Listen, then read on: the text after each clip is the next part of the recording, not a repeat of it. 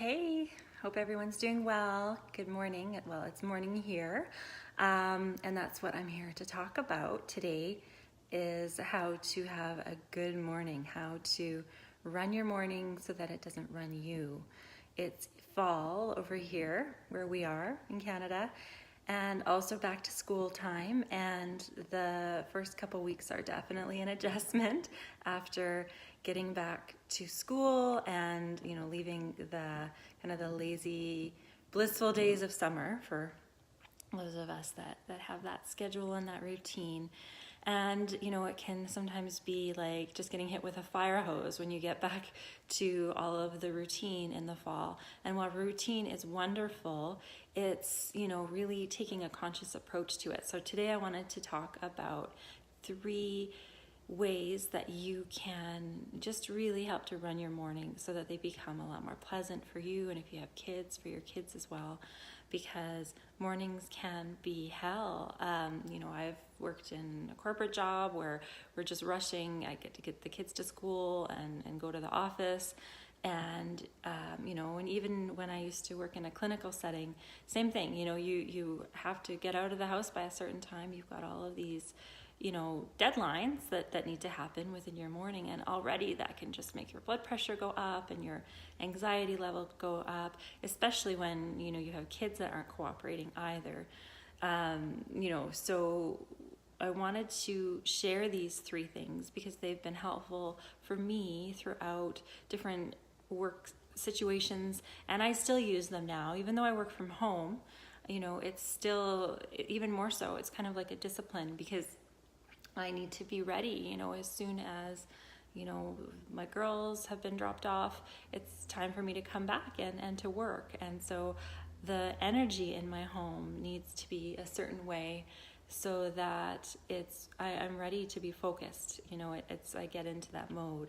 So these are the 3 things that I'll share with you. Like I said, I used to be in a state where I was in constant stress in the mornings. And that's why, this is something that I've thought about a lot and I've worked on a lot. I used to be so angry in the mornings. I'd be high anxiety. I'd be yelling because, I think sometimes when you're a parent, that seems to be the I guess, only way that works, in the end, if kids aren't listening or kids aren't following the steps. And of course, kids don't fully grasp or understand, depending on their age, the time constraints, and that we have to be at a certain place, you have to be at school on time and all of that. Kids just want to chill, and especially since they've been, most likely chilling all summer, they have a hard time. It's like inertia. They just want to stay resting and relaxing, and of course that's understandable. So these tips will also help to just ground everyone in the morning and help everyone just have a really good day, and that's the whole point of it. So the first thing I wanted to talk about is multitasking. I've done it both ways where, I'm kind of like frazzled and anxious and in a rush, and I'm trying to, make my coffee, and I'm trying to pack the lunch, and I'm trying to make breakfast, and I'm trying to clean the kitchen, and there's just everything going on at once. And then of course trying to feed the kids and make sure everybody's dressed and have their hair done. I mean, there's so much, right? So the most important thing is to just take it one step at a time and to really slow down. I think multitasking is, maybe there's some situations where it's doable, but when you're aiming for calm and you're aiming for effectiveness and you're aiming for doing things well, multitasking can really be a problem. And I know that we often talk about how as women we're excellent multitaskers, which is awesome, but I think sometimes that becomes our default. We do it even when we don't have to. So, just really consider how you're going about your morning. Are you trying to do 10 things at once and getting really frazzled and freaked out, and your focus goes off of one thing? Sometimes when we do that, it's easy to forget something too. Like I've sent my daughter's school lunch, she's had her yogurt and her soup, but I've forgotten to send her spoons. So it's things like that can happen, when you're just distracted and you're trying to do too many things at once. So just really prioritize, and one thing at a time, take your time. I think it's also really important to figure out what you can do later, like what doesn't have to happen right then and there in the morning. You know, minimize things as much as you can, simplify as much as you can. And also just, you know, work to slow down. So the other thing, and I think this is one of the most important ones because it really sets the tone for your kids as well. It sets this energy and this vibration of really slow, conscious awareness and routine. So, you know, age appropriately with kids at different stages of my kids' lives, I've used a checklist. You know, kids don't like to have someone nagging at them or yelling at them, but if you have a fun checklist, especially that allows them to kind of go and see what they need to do. I used to have it when Sophie was really little in one of those clear plastic, you know, those sheets that protect paper with a whiteboard marker, and I just printed it off. And she could then, you know, when she's brushed her teeth, she could just check it off, or when she's had her breakfast, she could check it off. And when kids have something like that they can do, then it's a lot more enjoyable.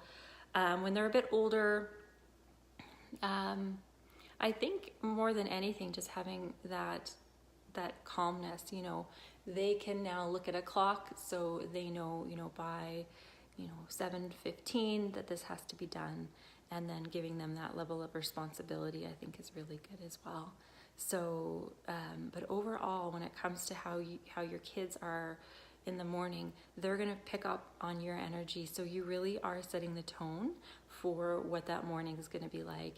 And if you start to get anxious, then they're going to pick up on that, and that'll just escalate the situation. So it's really a matter of being conscious about it, you know, planning ahead, kind of figuring out how you want it to go, and taking those steps to make sure that, you know, you're going slow. You're not multitasking. You're just doing what needs to be done. Because if you can stay really grounded and calm, then that's going to help everyone, and you're going to have a happier morning. You know, anything that you can do and add into your routine that is grounding, whether it's, you know, you set the alarm 5 minutes before you normally would get up, and do some slow breathing, you know, whether you can, if you're making breakfast in the morning and you need just to have that calm. I really like to, if I'm doing something that's kind of more task oriented, I like to just light a candle. It doesn't matter what time of day, just have that going, you know, or running your aromatherapy diffuser, anything that's just going to help infuse a little bit more calm into the situation. So that's, I think, something that's really helpful as well. And again, with routine, it's really a matter of, you know, not only, you know, what's going on in the morning, it's what you're doing at night as well. So are you staying up really, really late? Are you potentially, you know, leaving things that could be done the night before? You know, are you putting too much burden on yourself?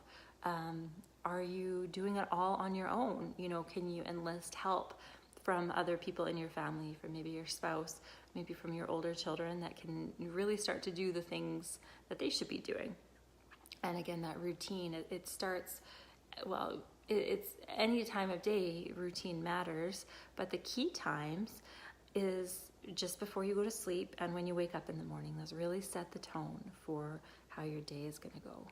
And I also talked yesterday a little bit about intention and the importance of intention, and really, you know, sitting with yourself, especially if you're setting your alarm early, 5 minutes early in the morning, so you can just have some calm and quiet.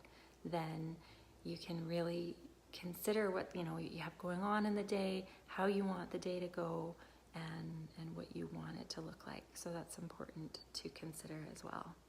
So those are the first two steps. So it's the multitasking, and it's the slow, conscious routine. And then the third one that I think is really, really important, especially when we're talking more about consciousness and just being aware of what works and what doesn't work, is to always, always use your emotions and your energy level as a gauge. So if you're feeling exhausted and frazzled by the time everyone's out the door in the morning, or you're getting to work feeling like a ball of anxiety or nerves, it's really using that not as a way to, you know, be hard on yourself or as a way to really make things wrong, but it's a gauge. It's sort of like a way to build more awareness of what's working and what's not. So if you're feeling frazzled and anxious, then that means that there's some adjustments that need to be made, and usually it's a simple solution. And again, if you're feeling frazzled, that's going to affect everyone in your home. So, really work on what you need to do for yourself first. Sometimes we can start to focus on, certain problems that we see developing in our kids, and we kind of start to really zero in on them. But, it's really always, it's the same thing as, the analogy of putting your own oxygen mask on first. If you're feeling really anxious, work on that first, and you'll be surprised.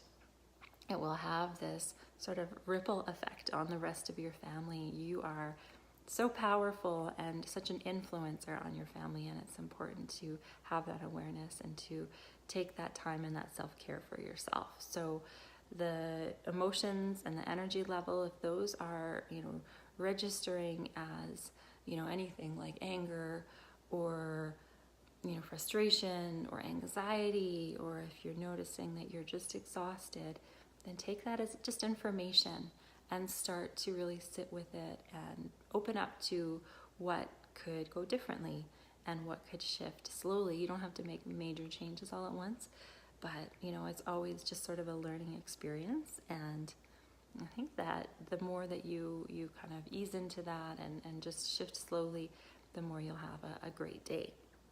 One other thing that I wanted to chat about is, looking at what your fuel is.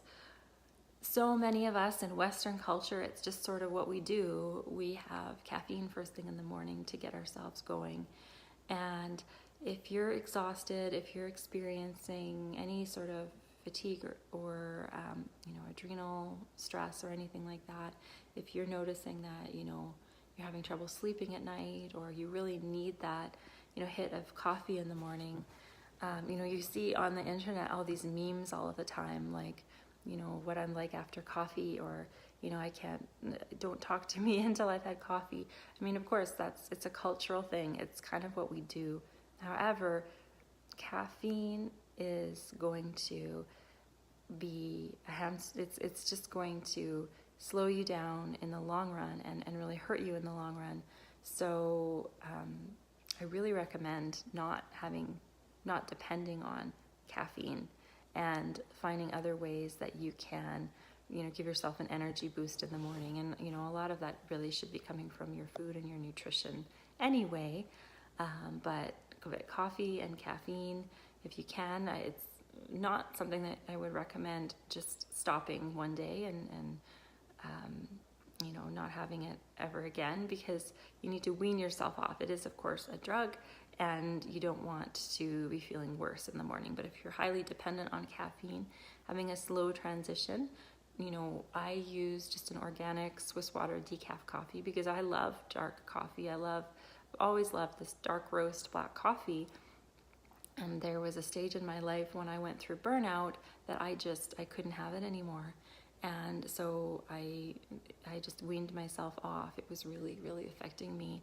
But I missed that dark roast. I mean, there's other ways as well. There's rooibos tea. There's so many great kinds of rooibos tea that still have that earthy coffee taste. You can even get something called red espresso. That's basically an espresso made out of rooibos tea. So it still, again, has that really rich coffee taste, but without the caffeine. And of course, tea in general is a great option.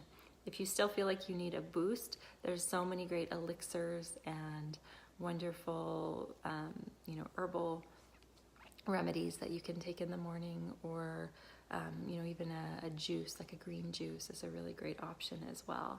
So I should probably do a separate video on that so we can talk more about ways to fuel yourself in the morning. So anyways, just to recap and kind of the three main takeaways for the video today, things for you to work on, are to just look at, not multitasking, really, really working on focusing on slowing down and having that conscious awareness and being more and more conscious of your emotions and your energy level, and using that information to really help you figure out what's working and what's not, so that you can take those shifts and have a great morning for yourself and for the rest of your family. So I hope this was helpful for you. If you have any comments or questions, please leave them below, and I will talk to you again very, very soon. Thanks for watching.